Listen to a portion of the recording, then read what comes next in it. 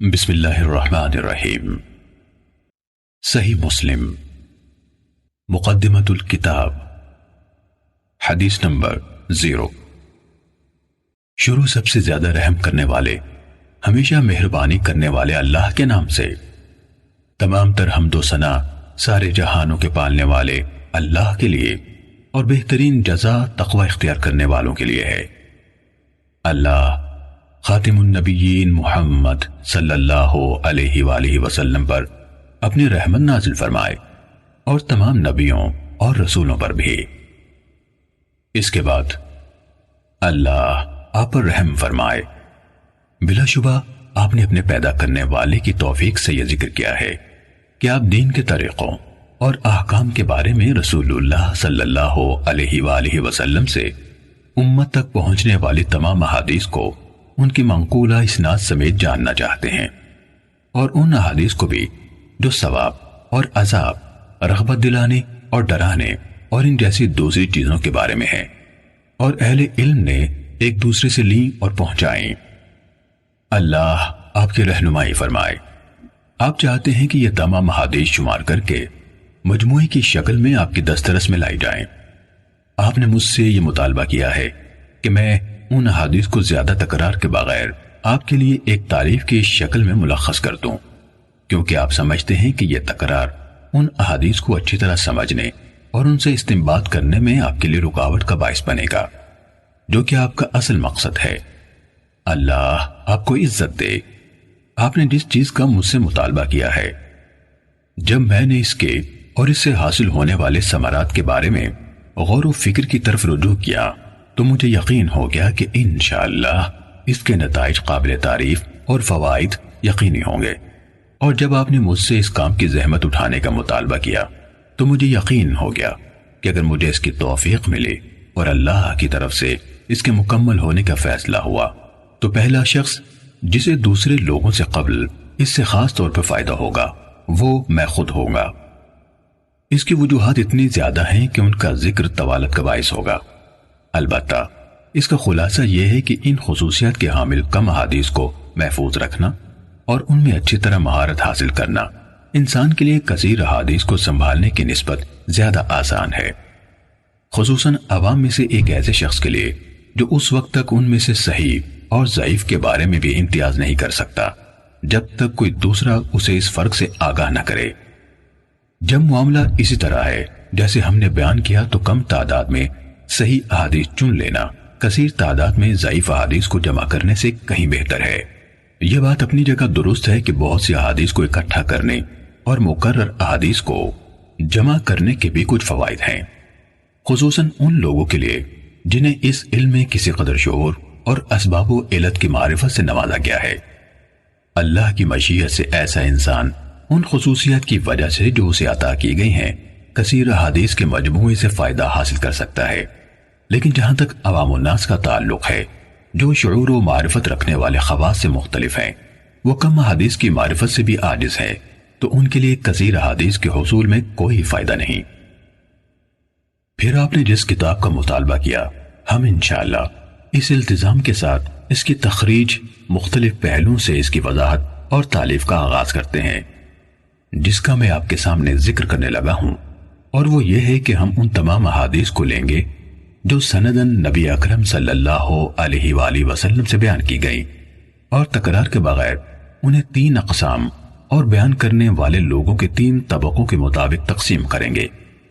الا یہ کہ کوئی ایسا مقام آ جائے جہاں کسی حدیث کو دوبارہ ذکر کیے بغیر چارہ نہ ہو،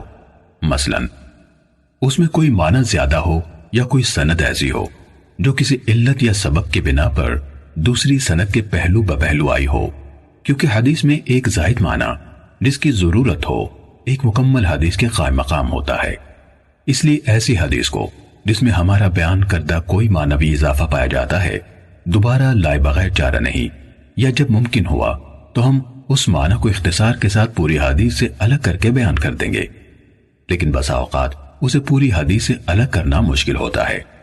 اور جب اس کی گنجائش نہ ہو تو اسے اصل شکل میں دوبارہ بیان کرنا زیادہ محفوظ ہوتا ہے۔ البتہ جہاں ہمارے لیے اسے مکمل طور پر دہرانے سے بچنا ممکن ہوگا اور کامل شکل میں ہمیں اس کی ضرورت نہ ہوگی تو ہم انشاءاللہ اس سے اجتناب کریں گے۔ جہاں تک پہلی قسم کا تعلق ہے، اس میں ہم یہ کوشش کریں گے کہ انہی احادیث کو ترجیح دیں جو دوسری احادیث کی نسبت فنی خامیوں سے زیادہ محفوظ اور زیادہ پاک ہوں، یعنی ان کے ناقلین یعنی راوی نقل حدیث میں صحت اور ثقاہت رکھنے والے ہوں، ان کی روایت میں شدید اختلاف پایا جائے، نہ الفاظ و معنی کو بہت برے طریقے سے غلط ملت کیا گیا ہو جس طرح کے بہت سے حدیث بیان کرنے والوں میں پایا گیا ہے، اور ان کی روایت میں یہ چیز واضح ہو چکی ہے۔ جب ہم اس قسم کے ثقہ لوگوں سے مرویات کا احاطہ کر لیں گے تو بعد ازیں ایسی روایات لائیں گے جن کی سندوں میں کوئی ایسے راوی موجود ہوں گے جو طبقہ اولا جیسے راویوں کے حفظ و اتقان سے متصف نہیں، لیکن وہ بھی انہی میں سے ہیں، چاہے ان صفات میں ان سے ذرا کم ہے جن کو ان سے مقدم رکھا گیا ہے، لیکن عفت، صدق اور علم سے شغف رکھنے جیسی صفات ان میں عام ہوں، جس طرح عطا بن صائب، یزید بن ابی زیاد، لیث بن ابی سلیم اور ان کی طرح کے دیگر حاملین آثار اور ناقلین اخبار ہیں۔ یہ حضرات اگرچہ اہل علم کے ہاں علم اور عفت جیسی صفات میں معروف ہیں، لیکن ان کے ہم عصر لوگوں میں سے بعض دیگر حضرات ایسے ہیں جو اتقان اور روایت کی صحت کے معاملے میں اپنے مقام اور مرتبے کے اعتبار سے ان سے افضل ہیں۔ اس کی وجہ یہ ہے کہ اہل علم کے ہاں یہ حفظ و اتقان ایک بہت اونچا مرتبہ اور ایک اعلیٰ ترین صفت ہے۔ آپ دیکھتے نہیں کہ ان تینوں حضرات یعنی عطا، یزید اور لیث جن کا ہم نے ابھی نام لیا، ان کا موازنہ حدیث کے حفظ و اتقان میں منصور بن معتمر، سلیمان اعمش اور اسماعیل بن ابی خالد سے کریں تو انہیں آپ ان حضرات سے خاصے فاصلے پر پائیں گے، یہ ان کے قریب بھی نہیں آ پاتے۔ ماہرین علم حدیث کو اس بارے میں کوئی شک نہیں کہ منصور، اعمش اور اسماعیل کے ہاں حفظ کی صحت اور حدیث بیان کرنے میں مہارت کی جو صفات فراواں اہل علم کو نظر آتی ہیں، ان کے نزدیک وہ عطا، یزید اور لیث کے ہاں اس طرح معروف نہیں۔ اگر آپ دیگر ہمسروں کے درمیان موازنہ کریں تو بھی یہی ماجرا سامنے آتا ہے۔ مثلا آپ ابن عون اور ایوب سختیانی کا موازنہ عوف بن ابی جمیلہ اور اشعث حمرانی سے کریں، یہ دونوں بھی اسی طرح حسن بصری اور ابن سیرین کے شاگرد ہیں جس طرح ابن عون اور ایوب ان کے شاگرد ہیں، لیکن ان دونوں اور ان دونوں کے درمیان کمال فضل اور صحت نقل کے اعتبار سے بہت بڑا فاصلہ پایا جاتا ہے۔ عوف اور اشعث بھی اگرچہ اہل علم کے ہاں صدق و امانت سے ہٹے ہوئے نہیں مانے جاتے، لیکن جہاں تک مرتبے کا تعلق ہے تو اہل علم کے ہاں حقیقت وہی ہے جو ہم نے بیان کی۔ ہم نے نام ذکر کر کے مثال اس لیے دی ہے تاکہ اس شخص کے لیے جو اہل علم کے ہاں حاملین حدیث کے درجے کے طریقے سے ناواقف ہے، یہ مثال ایسا واضح نشان ثابت ہو جس کے ذریعے سے وہ مکمل واقفیت حاصل کر لے اور اونچا درجہ رکھنے والے کو اس کے مرتبے سے گھٹائے اور نہ کم درجے والے کو اس کے مرتبے سے بڑھائے، ہر ایک کو اس کا حق دے اور اس کے مرتبے پر رکھے۔ حضرت عائشہ صدیقہ رضی اللہ تعالیٰ عنہ سے روایت بیان کی گئی، انہوں نے کہا ہمیں رسول اللہ صلی اللہ علیہ وآلہ وسلم نے حکم دیا تھا کہ ہم لوگوں کو ان کے مرتبوں پر رکھیں۔ اس کے ساتھ ہی اللہ کا حکم جو قرآن نے بیان فرمایا، ہر علم والے سے اوپر ایک علم رکھنے والا ہے۔ ہم احادیث رسول صلی اللہ علیہ وآلہ وسلم کو اپنی ذکر کردہ صورتوں کے مطابق تالیف کریں گے جو احادیث ان لوگوں سے مروی ہیں جو تمام ماہرین علم حدیث یا ان میں سے اکثر کے نزدیک متہم ہیں۔ ہم ان کی روایت سے کوئی سروکار نہ رکھیں گے، جیسے عبداللہ بن مزور، ابو جعفر مدائنی، عمر بن خالد، عبد القدوس شامی، محمد بن سعید مسلوب، غیاث بن ابراہیم، سلیمان بن عمرو نخعی اور ان جیسے دیگر لوگوں کی مرویات سے بھی جن پر وضع احادیث اور روایات سازی کے الزامات ہیں۔ اسی طرح وہ لوگ جن کی مرویات کی غالب تعداد منکر اور غلط احادیث پر مشتمل ہے، ہم ان کی احادیث سے بھی احتراز کریں گے۔ کسی حدیث بیان کرنے والے کی منکر روایت کی نشانی یہ ہے کہ جب اس کی روایت کردہ حدیث کا دوسرے اصحاب حفظ اور مقبول محدثین کی روایت سے موازنہ کیا جائے تو وہ ان کی روایت کے مخالف ہو یا ان کے ساتھ موافق نہ ہو پائے۔ جب کسی کی اکثر مرویات اس طرح کی ہوں تو وہ متروک الحدیث ہوتا ہے، اس کی روایت غیر مقبول ہوتی ہیں، یعنی اجتہاد و استنباط کے لیے استعمال نہیں ہوتی۔ اس قسم کے راویان حدیث میں عبداللہ بن محرر، یحییٰ بن ابی انیسہ، جراح بن منہال ابو عطوف، عباد بن کثیر، حسین بن عبداللہ بن زبیرہ، عمر بن صہبان اور اس طرح کے دیگر منکر روایت بیان کرنے والے لوگ شامل ہیں۔ ہم ان کی روایت کا رخ نہیں کرتے، نہ ان روایات سے کوئی سروکار ہی رکھتے ہیں، کیونکہ حدیث میں متفرد راوی کی روایت قبول کرنے کے متعلق اہل علم کا معروف مذہب اور ان کا فیصلہ یہ ہے کہ اگر وہ راوی عام طور پر اہل علم و حفظ ثقات کی موافقت کرتا ہے اور اس نے گہرائی میں جا کر ان کی موافقت کی ہے، تو ایسی صورت میں اگر وہ متفرد کوئی ایسا اضافہ بیان کرتا ہے جو اس کے دوسرے ہم مکتبوں کے ہاں نہیں ہے، تو اس کا یہ اضافہ محدثین کے ہاں قبول کیا جائے گا۔ لیکن جس حدیث بیان کرنے والے کو آپ دیکھیں کہ وہ امام زہری جیسے جلیل القدر محدث سے روایت بیان کرتا ہے،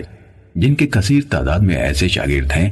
جو حفاظ حدیث ہیں، ان کی اور دوسرے محدثین کی روایت کے ماہر ہیں، یا وہ ہشام بن عروہ جیسے امام التابعین سے روایت کرتا ہے،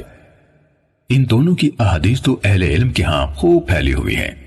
وہ سب ان کی روایت میں ایک دوسرے کے ساتھ اشتراک رکھتے ہیں، اور ان دونوں کی اکثر احادیث میں ان کے شاگرد ایک دوسرے سے متفق ہیں، اور یہ شخص ان دونوں یا ان میں سے کسی ایک سے متعدد ایسی حدیث روایت کرے جن میں ان کے شاگردوں میں سے اس کے ساتھ کوئی اور شریک نہیں، تو اس جیسے لوگوں سے اس قسم کی کوئی حدیث قبول کرنا جائز نہیں۔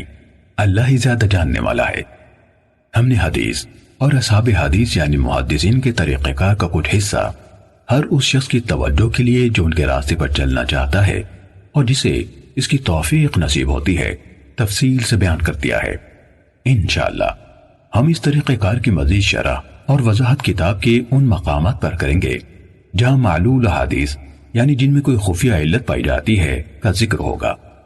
یعنی جب ہم وہاں پہنچیں گے جہاں اس موضوع کی شرح اور وضاحت کا مناسب موقع ہوگا انشاءاللہ تعالی۔ اس وضاحت کے بعد اللہ آپ پر رحم فرمائے۔ ہم یہ کہنا چاہتے ہیں کہ اگر ہم نے اپنے آپ کو محدث کے منصب پر فائز کرنے والے بہت سے لوگوں کی ضعیف احادیث اور منکر روایات کے بیان کو ترک کرنے جیسے معاملات میں جن کا التزام ان کے لیے لازم تھا غلط کاروائیاں نہ دیکھی ہوتی، اور اگر انہوں نے صحیح روایات کے بیان پر اکتفا کو ترک نہ کیا ہوتا جنہیں ان ثقہ راویوں نے بیان کیا جو صدق و امانت میں معروف ہے، وہ بھی ان کے اس اعتراف کے بعد کہ جو کچھ وہ سیدھے سادے کم عقل لوگوں کے سامنے بے پرواہی سے بیان کیے جا رہے ہیں اس کا اکثر حصہ غیر مقبول ہے، ان لوگوں سے نقل کیا گیا ہے جن سے لینے پر اہل علم راضی نہیں اور جن سے روایت کرنے کو بڑے بڑے ائمہ حدیث مثلا مالک بن انس، شعبہ بن حجاج، سفیان بن عیینہ، یحییٰ بن سعید قطان، عبد الرحمن بن مہدی وغیرہم قابل مذمت سمجھتے ہیں۔ اگر ہم نے یہ سب نہ دیکھا ہوتا تو آپ نے صحیح و ضعیف میں امتیاز اور صرف صحیح کے حصول کے حوالے سے جو مطالبہ کیا ہے اسے قبول کرنا آسان نہ ہوتا، لیکن جس طرح ہم نے آپ کو قوم کی طرف سے کمزور اور مجہول سندوں سے بیان کی گئی منکر حدیثوں کو بیان کرنے اور انہیں ایسے عوام میں جو ان حدیث کے عیوب سے ناواقف ہیں پھیلانے کے بارے میں بتایا، تو صرف اسی بنا پر ہمارے دل کے لیے آپ کے مطالبے کو تسلیم کرنا آسان ہوا۔